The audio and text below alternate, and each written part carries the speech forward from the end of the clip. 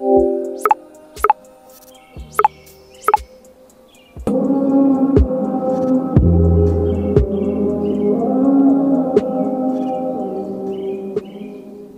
avant de commencer, cette vidéo est sponsorisée par Kovo, ma propre marque. Si tu fais partie de celles qui aiment les pièces uniques, le raffinement et les détails qui font toute la différence, tu vas adorer. Kovo, c'est une marque de mode pensée comme une expérience. Chaque foulard est conçu en harmonie avec les sous-tons de peau pour sublimer ta carnation et révéler ta lumière naturelle.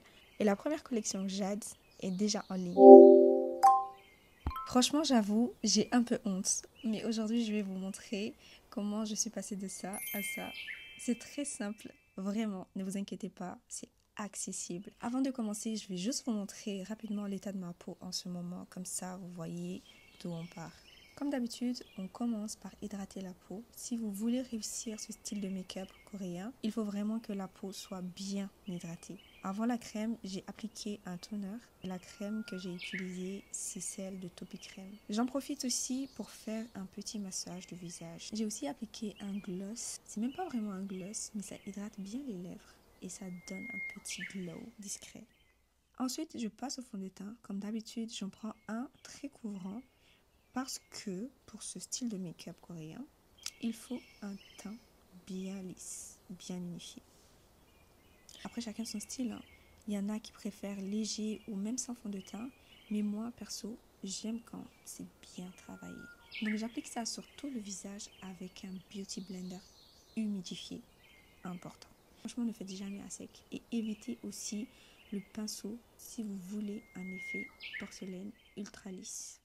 Ensuite, j'utilise un concealer très clair de chez Shiglam. Bon, petit disclaimer, si vous êtes débutante, ne faites pas ça. Prenez un anti-cerne qui est adapté à votre carnation. Moi, je l'ai fait pour un effet précis. Vous allez voir après pourquoi. Je le mets sous les yeux, autour de la bouche et je commence à l'estomper doucement avec un pinceau, juste pour bien fondre dans le fond de teint. Puis, je repasse avec un Beauty Blender et là, vous allez voir, la magie opère.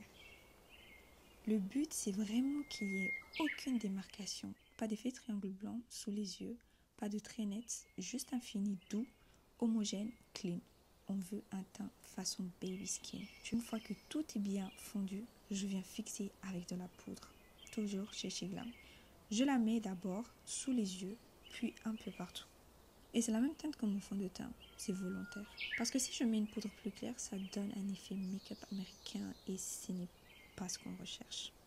Là, le but, c'est zéro démarcation, que le teint soit doux, naturel, propre. Pas forcément no make-up, mais fluide à l'œil. Je reviens avec un pinceau un peu plus petit pour mettre un peu de poudre sous les yeux. C'est juste pour éviter les petites lignes de plis ou de sécheresse. C'est facultatif, mais franchement, je vous le conseille. Ça change tout. Ça rend le make-up plus clean, plus net. Ensuite, je prends ma palette que vous connaissez déjà. Oui, celle que je vous montre dans toutes mes vidéos. C'est une base. Vous devez absolument l'avoir. Je viens faire le contouring du nez et là, petit rappel, peu importe ce que vous utilisez, stick, poudre, ce que vous voulez, le plus important, c'est comment vous l'appliquez. Le but, c'est de créer un nez fin, tout doux, comme une poupée.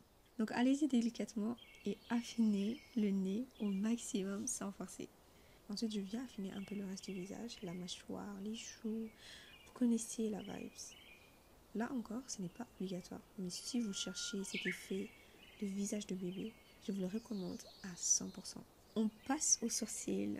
Je l'ai fait volontairement plus clair pour garder ce côté lumineux. Évitez les sourcils trop foncés si vous voulez que le make-up reste doux.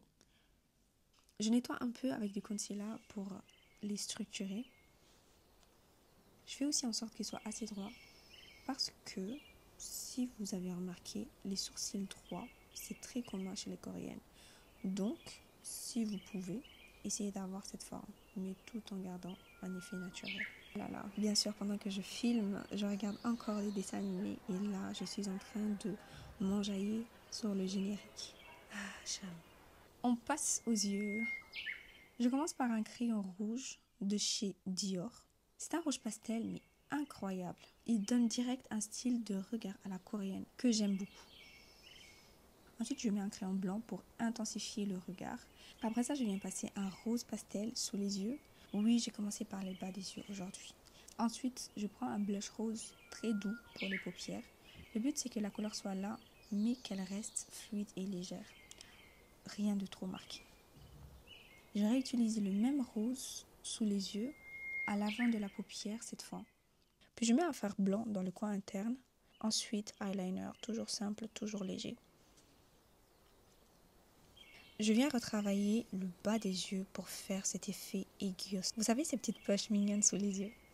Je vous laisse regarder cette partie, c'est plus simple à suivre visuellement.